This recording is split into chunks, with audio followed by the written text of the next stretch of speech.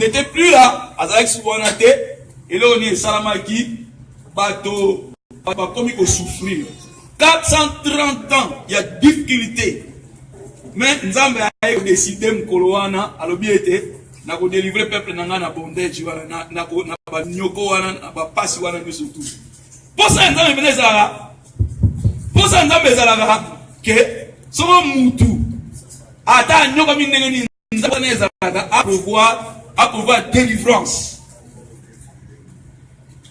Pour ça nzambe ezala ko pour moi mutu ya kolela ya ko nyoko ama ya ko mitumisa nzambe ngande ngwana te nzambe lingaka ata e komi ndenge nini ami moni sana délivrance dans la force Azaï a fait une promesse et après il a fait avec établir à Moïse un libérateur si pour le peuple habilement. Si nous pouvons les lire, il y a une bénédiction. Total dans Exode 12.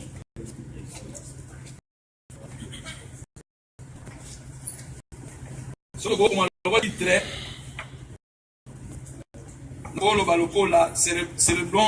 Célébrons l'acte avec Jésus.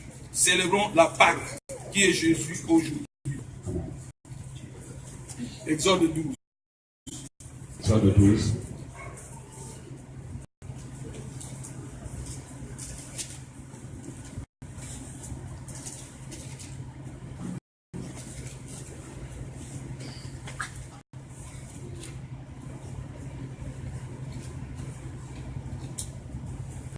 Dans le verset 5, ce serait un agneau sans défaut, mâle d'un an.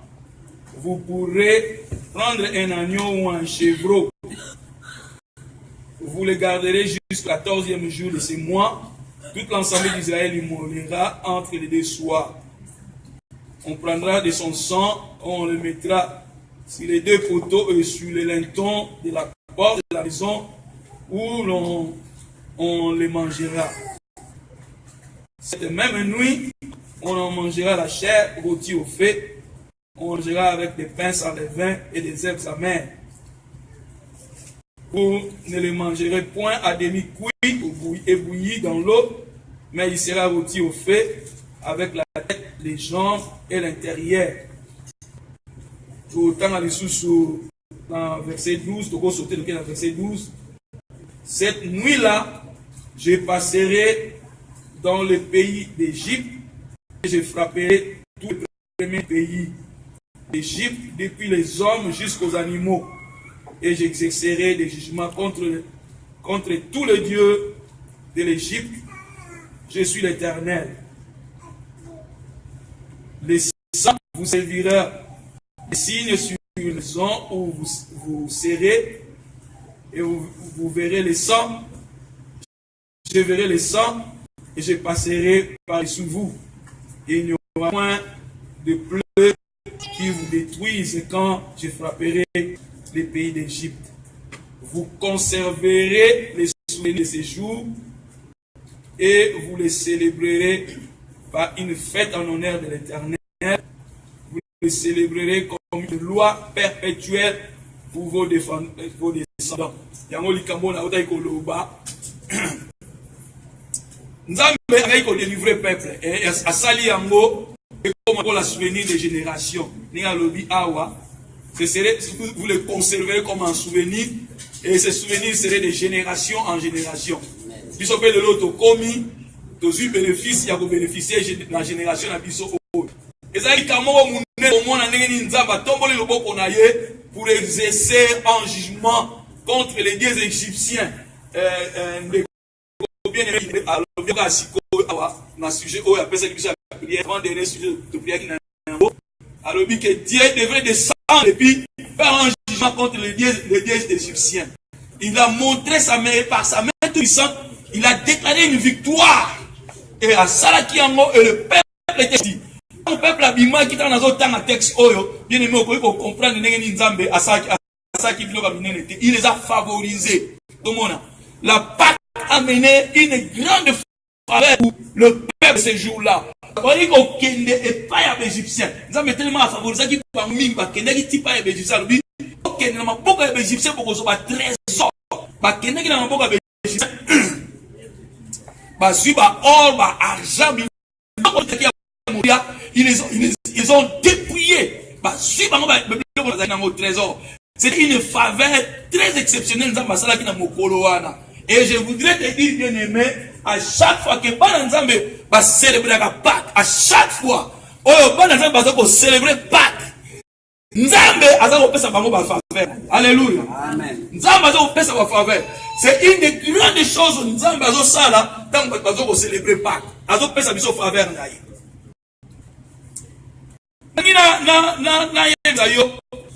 Que en Jésus-Christ, biloko nyo surtout et mon Exode 12 et comme ça mani na kata Jésus-Christ. Nanina na yo lelo oye ba mala benza parce que ça souvenir o egotika là na lingi pe na kata mtema na yo souvenir o etika là. Pour souvenir mingi ekimaka bat mingi ba peda ba souvenir. Ba peda ba souvenir soki makambo ezoko eza esali marché na yete. C'est-à-dire, au point où on a moutou, ça n'est pas bolam, mouana, et perd par l'amour et bungi. Bah, si construit ça, que mouta perd les souvenirs. Nous perd les souvenirs, qui, makamouana minene. Et mon ami, le les amis minene te. Makambu, oyo, ko sala na kata moté ma moto. Et ça, la makambu minene, par exemple, so moutazo bala, azo bala neto, moi, c'est un bazo bala na. Ba souvenir ou pesa naka. Ezala souvenir mo ezala pété mon boya or ou ezala argent. Mais ce qui mutu wana comme ko considérer biloko ya zone mariage, mais ça pendant la vraie matacité, mutu wana ko perdre cérémonie wana, ko perdre mémoire wana. Et là on est ça la mutu ko perdre mémoire, mutu ko perdre mémoire. So ka zuni kamususu ya munene ko leka wana. So par exemple azo tamba peut-être mon moi penser que $1000. Et si la qui n'a vu est très important parce que Nathan $1000 qui est très important. Mais si on a dit qu'on pousse à Namoutou, mon sous après si par exemple 100 000 image à 100 000 comme on en a plus moral image à $1000 au moutouana soit qui niveau. Il a encore surtout et qu'on a mémoire ya moto va souvenir et banako bunga to va souvenir oh ezaki impact et banako longa et baniko longa impact. Mais ça n'est que souvenir de génération en génération. Alors vous les conserverez. Vous pouvez penser à yangote. Vous dites qu'on n'est wana. Parce que souvenir na yango, mon nez na yango, importance na yango. Faut être tellement capital na moteur ma moto. Même si vous voyez ba souvenir, si vous voyez makambusa kitoko, makambwa ne gotika la kaka. Et le Coran est qu'on résistait toujours. Même si on moutou, ok, les loyaux, n'a pas besoin de 3 quarts, 4 quarts. Mais, et le Coran est passé, oh, et le Coran, pour l'éthique à la libéra, il faudrait que souvenir Wana, et qu'on va coller, biloko batako ko soit, donc biloko batako qui après cérémonie Wana, donc batako ko soit lelo, et batako ko considérer le Coran ya mutuya. Nanga ati attention na yo na eloko yo poni nzambe a komisi yango souvenir ya ba génération pona ni nzambe alingiete souvenir o etila la kaka na mosindo yango so tali yango na tangwana etila ki lokola mémorable pona nini et c'était en ce même jour nzambe a bomi tous les premiers nés ya ba égyptien a bomi bango ezaki kamoko ya mukiete. Comment si on a un contexte, il y a Exode 12, au Komona, Bana, il y avait Égyptien. Bah, comment il compte qu'on pengana, Bana, il s'est bokenega, unité, bobi maraka, bobi matonito, simabinote, bokenega. Bah, lobi bazaï ko sala bongo, nan kele, yamakambo, nza salaki ya minele katikati na bango. Alléluia. Amen. Et comment ils compensent à comparer katikati na bango, ils ont décidé,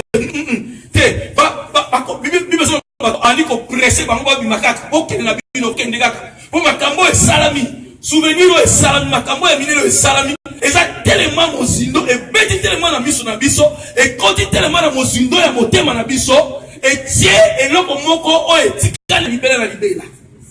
Nzambe aligné tes souvenirs oyo to conserver yango. Et là on susu nzambe asalaki ya munene non seulement akomisaki yango pona bana Israël kaka, mais akomisi yango lisu pona biso na génération na biso to accepter Jésus-Christ na période ya grâce oyo. Ezalaki pona bana ya Israël ba na ko célébrer yango pona souvenir na mama ko bima na mboka na Esipito nenda ma liberaki bango, mais na nzela na Yesu Masia Nzambe akomisi yango souvenir pona biso. Alléluia. Amen. Na nzela na Yesu Masia biso tozaki na alliance wana te. Tozaki na alliance wana te, mais kolo akoti biso na kati ya alliance wana.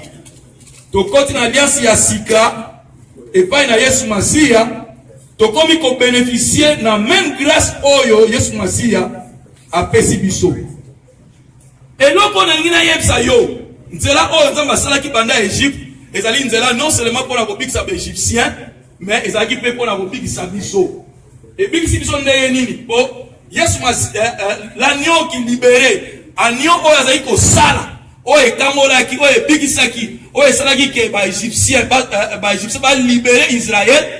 Agneau wana misala na ye makambo na ye nyonso ya ye yango pe salamaki na nzela na Yesu Masia. C'est-à-dire véritable agneau. Wana oyo tomoni na Exode 12 ezalaki image seulement, tandis que véritable agneau oyo azali ko libérer véritablement ezali Yesu Masia. Yango wana na mukanda ya Jean omonaki Jean Baptiste na moni Yesu Masia amonaki eloko la libérateur. Alobi tala agneau oyo véritable agneau oyo akobisa mokili a déclaraki ye.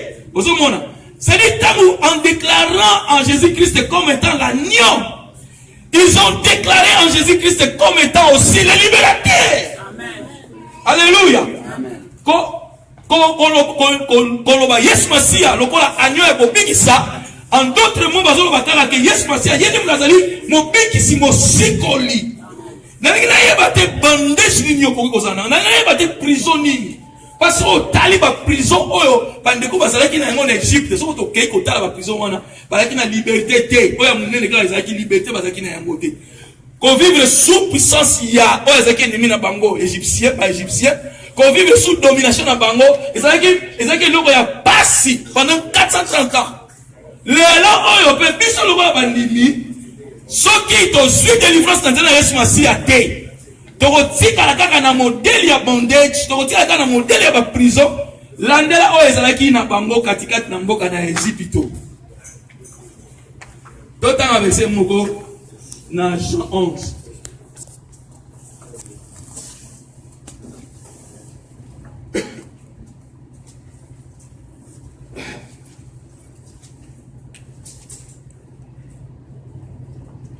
Dans Jean 11. Autant avec verset 25.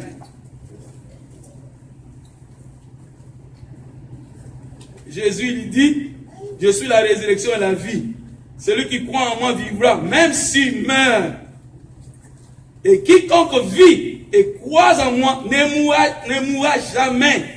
Crois-tu cela? Et elle lui dit, oui Seigneur, je crois que tu es le Christ, le Fils de Dieu qui devrait venir dans le monde. Ayant ainsi parlé, elle s'en alla, et puis elle appela secrètement Marie, sa sœur, et lui dit, le maître est ici. Awa, par exemple, deux réalités, ma sœur mi balé. Parce que, oh, bakutanaki, na modèle ya bondage, bakutanaki na modèle ya prison, oh, ezalaki, le reflet, ya prison, oh, ezalaki na Égypte. Reflet en ya prison, oh, ezalaki ke, ndeko na bango, oh, Lazare, akufaki. C'est-à-dire, kufa, ezali pe résultat ya kokangama oyo ezalaki na Égypte. C'est-à-dire la mort, non seulement la mort ezali conséquence ya péché originel, la mort, mais ezalaki surtout gratuit, ezalaki surtout action, ezalaki collé na action nyonso tout o bazalaki nango katikati ya Égypte. C'est-à-dire na kati Égypte, na ngina o comprendre ngo bien.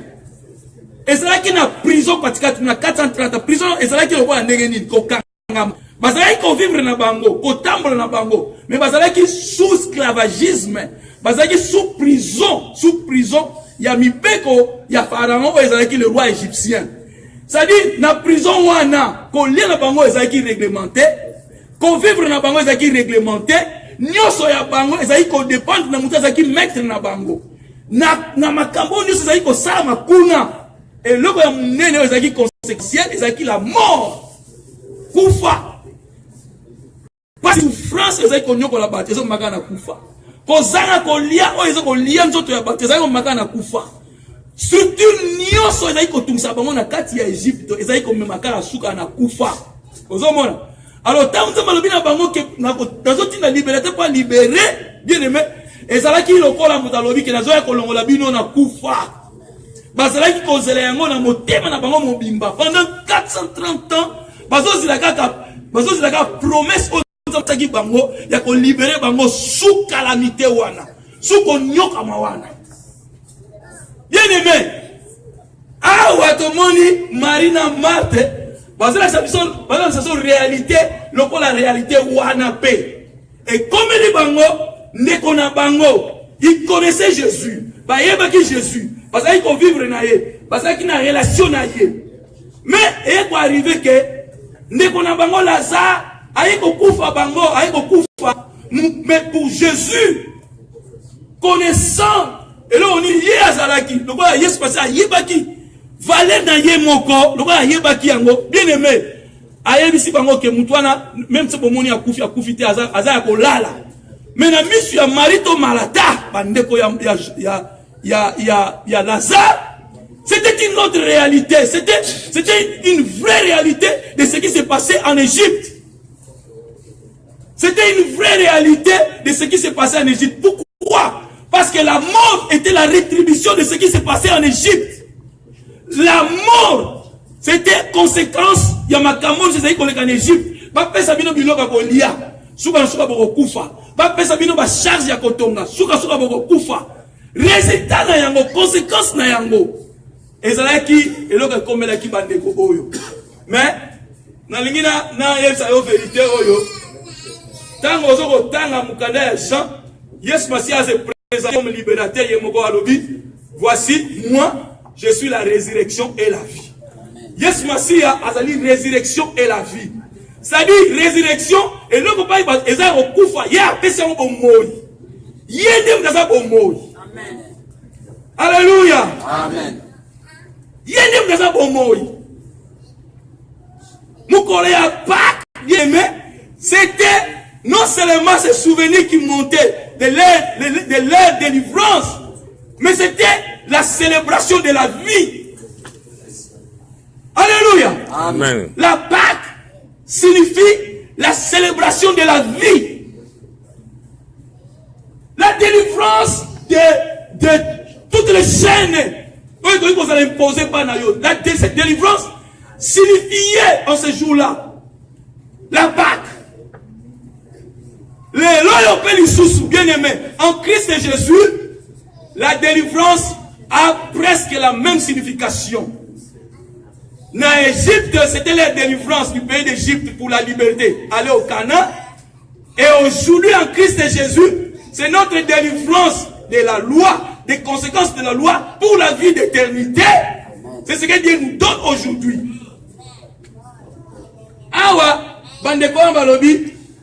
Si on a dit le soleil à Marina Mata, n'a pas que nous pour la nini, pour la nana que l'Okouana est une réalité présente. Dieu voudrait que ça soit une réalité présente.